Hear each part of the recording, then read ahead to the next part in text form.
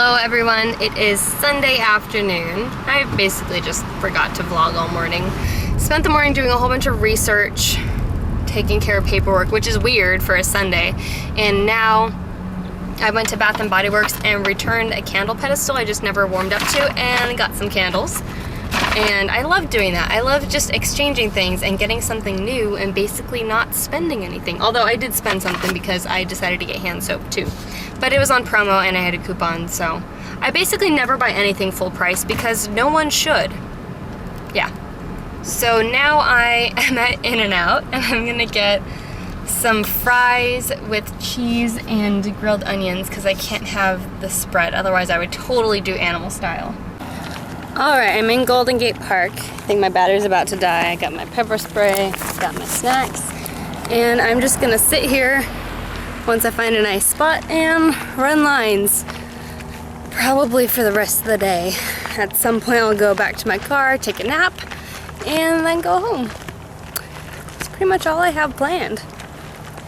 It's pretty much all I can do, because I gotta be 100% on these lines, and I'm not, because the client took forever to get them to us. So, yep, that's about it.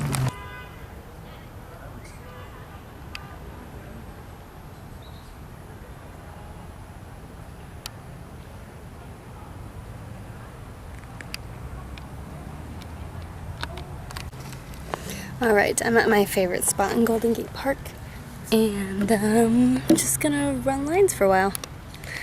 I love this windmill, it's so pretty. And I can probably hang out here for a few hours. Got my sunscreen on, and it's usually a pretty safe part of the park. So, little to no crazies, which is always a bonus in San Francisco. Alright, I studied my lines for freaking forever. Then I went and got a mani-pedi because it's been ages since I've actually treated myself, and honestly, like, my feet were just sort of beyond my own personal capabilities. So, over in the sunset, and I'm just on my way home. Mike is probably, he's at work, but he's leaving right now, and he's probably gonna go to like a company event that they're hosting at Dave & Buster's. So he's probably gonna go do that, and I'm just enjoying the scenery.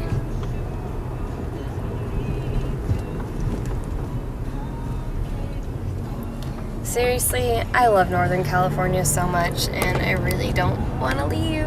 I really don't. It's so beautiful here.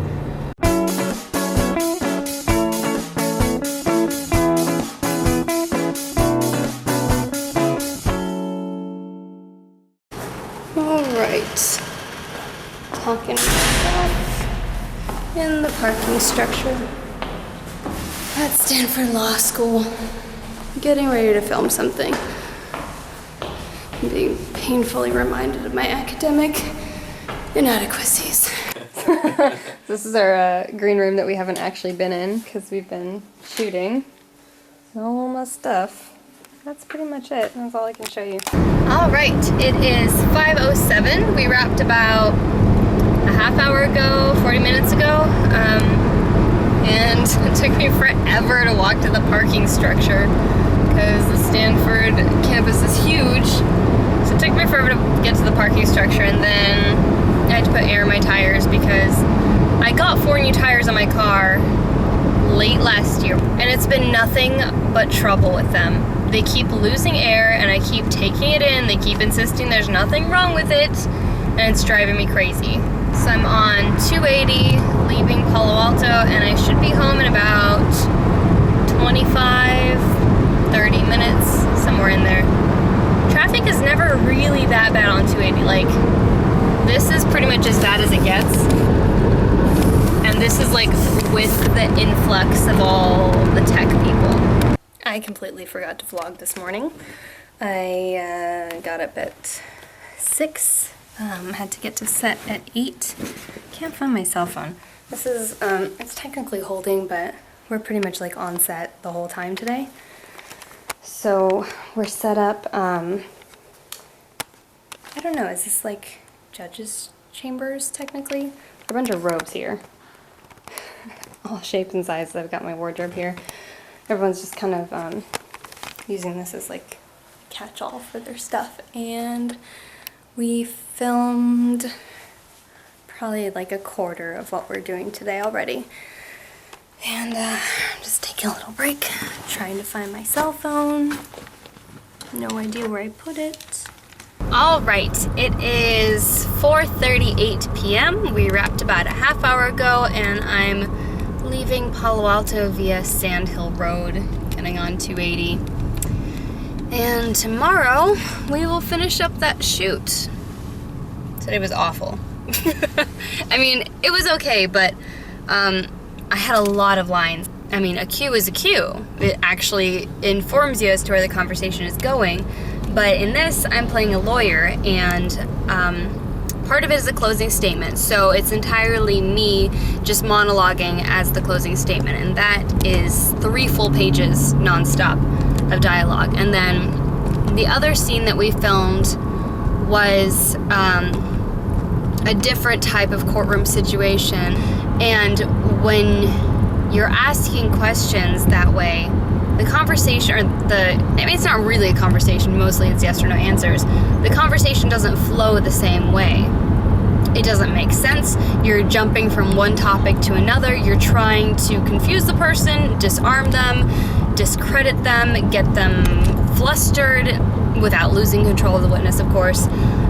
But it's just really, really hard to memorize that type of thing because it's not a natural progression of the topic. So I think that is probably like one of the hardest things I've ever had to memorize, and it still was not. It wasn't anywhere near the level that I like to be at with my memorization. I was so focused on getting the monologue and trying to remember the beginning of each paragraph of that. Yeah, I guess my expulsion hearing scene was not what I wanted it to be, but you know, can't win them all. My sunglasses are bugging me because they're all scratched up. I'm just gonna go home, probably wash off this makeup, take a nap, and then start working on tomorrow's lines again. Well, refreshing tomorrow's lines. Obviously, I've been working on them, but I'm excited to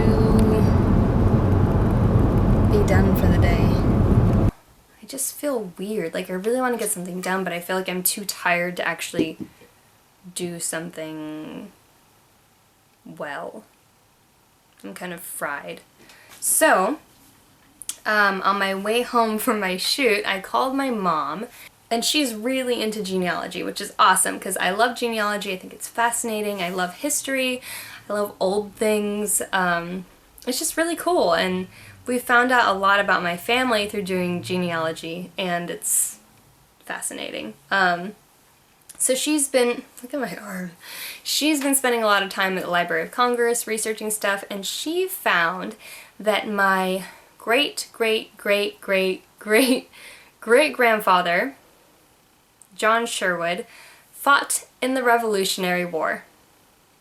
Which is pretty darn cool. Like, I actually got like a little bit emotional when she told me, because growing up, my dad's father died when he was like really young, and so his mom took him and his siblings back to Puerto Rico, where she's from. So my dad's whole side of the family, the Sherwoods, which is where I get my last name, like the English, Scottish, Irish, because it's all the same thing, let's be real, they're all intermingled. That side of the family we were just never connected to. So I've always kind of felt like I was a Sherwood just in name only. And then my mom's side of the family, the Barbachanos, the Mexican side, I've always had them all around us, and it's of course a huge family, and we've always known a lot about our family history and been really proud of it. And yeah, it's really cool that I've always had my Mexican heritage and I've always had my Puerto Rican heritage, and those have really been the only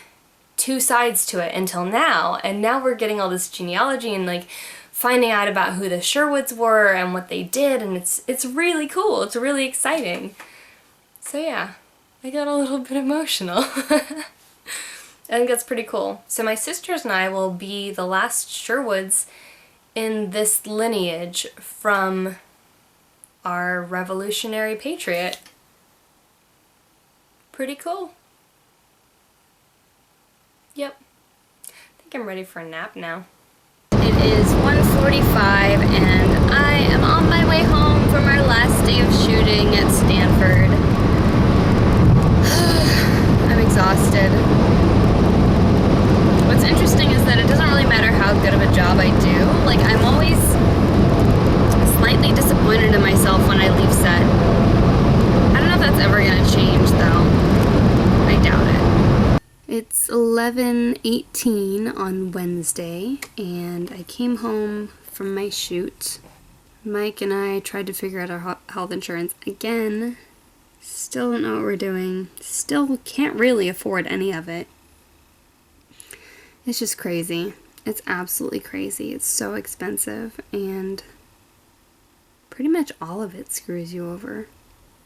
Like, there are some plans that are basically like, they don't cover anything and you're still paying like $500 a month for them. So we did that, and then our wedding photographer sent us a link to our wedding photos, and they're so pretty. They're so pretty. I'm really excited about that. Mike is eating a sandwich with hot dogs in it. It's disgusting. How can... Why? I thought of pastrami. Oh my god. Alright. So, getting my tattoo lasered still. It's taking a while, and it gave me frostbite. It's a long story. I'm gonna do a video about the whole process of getting a tattoo lasered removed, but there's frostbite on my hip, and it just started peeling, and it's really giving me the heebie-jeebies. This is Svetlana and Ethan. We're doing more Japanese TV today, and we're in a school in Oakland, and so we have to work with children. I'm wrapped. Svetlana isn't. Are you wrapped, Ethan? I spilled all over myself. What just happened? And I'm still on the bridge, so there's a bit of traffic. GPS says it's going to take like another hour to get home. I don't know why there's so much traffic going this way at almost 5 p.m., but whatever. So my sleep specialist called me and talked about my sleep results. So I don't know what happened. I don't know how this happened. Maybe they got the data mixed up, but they sent me a report, and the report clearly stated in the cover letter, no seizure activity was detected on the sleep study, no sleep apnea episodes were detected on the sleep study, significant cardiac arrhythmia was present in this study, please follow up with your primary care physician and a cardiologist. It's kind of serious. I mean, cardiac arrhythmia is very common and can be nothing, but when it's a significant cardiac arrhythmia, that can be pretty dangerous. It can have some serious implications. We've been playing phone tag for a few days, and he just called me, and luckily I had just been wrapped, so I was able to answer. And nope, no cardiac arrhythmia, no seizure activity on this study, no sleep apnea. I'd had a couple studies where they weren't sure if it was seizure activity. I don't know how you can be unsure, but I guess if it's like so borderline that you're not sure, maybe it's not that severe. Who knows? But at the same time, like, while it's good to have nothing be confirmed that's negative, it also just leaves me with no answers. And I mean, I know that the night terrors started after my surgery, because if you don't know, I have like an anesthesia problem, so I was conscious through my surgery, through the whole thing. So I was like paralyzed, but I was conscious, so I could hear, see, well, I couldn't see because they tape your eyes shut. I could hear and smell and taste everything. Like when they cauterize during surgery, like they kind of like taste your flesh burning. It's really bizarre. I don't know how that works physiologically, but it happens. So, you know, it was like a 4.5 hour surgery, me being paralyzed, experiencing the whole thing fully, with all my senses fully functioning. So that gave me PTSD. And I did trauma therapy for 1.5 years, and it feels better. Like, I can talk about it, It took me a long time to be able to talk about the surgery without like shaking and crying and it being like a really intense thing. But I've reprocessed that whole experience to the fullest extent that I can, and I don't know what else I can do, but psychologically, on some level deep down, I'm apparently still pretty broken because now I have night terrors. And the night terrors didn't start until right after the surgery. So I've been sleepwalking since I was 7. Pretty much around the time that they think I got the tumor, started developing the tumor, is how long I've been sleepwalking. And I actually started sleepwalking after watching my neighbor's dog get run over. So clearly that was triggered by a little bit of trauma too, though not to the same extent. And I just never really stopped sleepwalking. It tapered out a little bit the last couple of years, but that's because I've been having night terrors instead. And night terrors and nightmares are two totally different things. Night terrors and sleepwalking are not the same thing. They happen in different stages of sleep. And what's weird about my night terrors is that they're happening in an increasingly narrow window of time. So when I started having them, it was anytime between 2:30 a.m. and 3:30 a.m. And now that window has narrowed to between 2:55 a.m. and 3:05 a.m. It doesn't matter what time I go to bed. It doesn't matter if I've been going to bed at midnight every night for a month, or if I've been going to bed at 1 every night for a month, or 11 for every night for a month. I always have them in that same window of time. It's really freaking bizarre. My acupuncturist said it might have something to do with my liver if you're going by Chinese medicine. I just don't know. I don't know, and it really sucks because, you know, like I've spent all this time and this energy having these studies done, and I just have no answers, and I don't know what to do. I don't. And you know, the doctor recommended prescribing clonazepam, so Klonopin, which I've been on before, and whenever I'm on it, it makes me stop breathing, and then I wake up several times a night because I'm not breathing. And the last time, I mean, I had been on every medication on the planet before they figured out I had a tumor, so I've been on all kinds of sleep aids, all kinds of muscle relaxants, all kinds of stuff. And when I had been on them, I had no idea how dangerous they really are. There are so many opportunities for interaction with those drugs and alcohol, with cough medicine, and any kind of antihistamine. And like, antihistamine is gonna have to be in my life. I'm allergic to everything. And I'm just not willing to take that risk for medications that there's no medical precedence for them really being effective for night terrors anyway. So like I've tried the sleeping in a sleeping bag thing to kind of like restrain me, and basically I just fall out of bed on the floor in the sleeping bag, so that doesn't help. I've tried all kinds of stuff, and I mean, like if I can sleep in a sleep mask, I'm less likely to have a night terror because I'm less likely to open my eyes in like one of these micro awakening periods and see something that's going to trigger an event. But like the other night, a deer like smacked into the bedroom wall, and that noise triggered an event. And like it's dangerous. It's dangerous and it's scary. Every time I have a night terror, I wake up and my heart is pounding and I feel terrified out of my mind with fear, and it takes a while to calm down from it, and that's really, it's repeatedly traumatizing and it's exhausting, and I am waking up, you know, they measure how often you wake up. I'm waking up having like a significant awakening 18 to 25 times a night. That's not even counting the micro awakenings that happen. So I just want to get my sleep. I really want to sleep and I can't. And going to sleep gives me anxiety because I don't know what's going to happen. And we have more data, but we have no answers.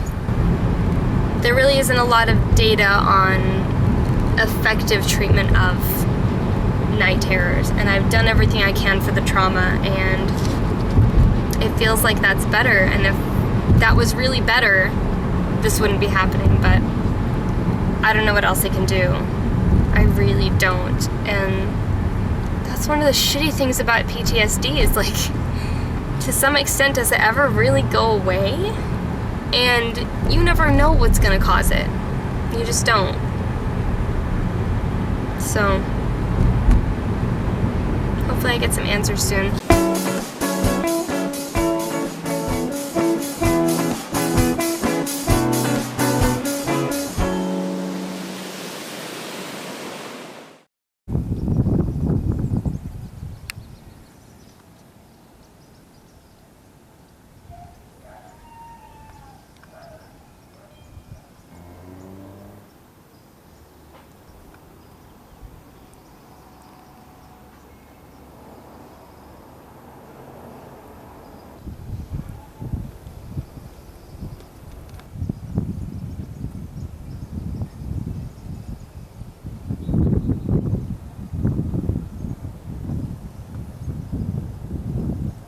So Rose, your dad, and Megan. Wait, excuse me, you didn't take my picture, did you? Did you take my picture? I can vlog for about 2 seconds. Oh, sorry. Grab it. What I was thinking of doing. The point is, I don't want to lose my mind. Going to Portland today. Gonna be there till Tuesday, and I think I've got everything I need. I'm gonna do my makeup on the plane. Don't really care about what people at the airport think of me. And that's about it.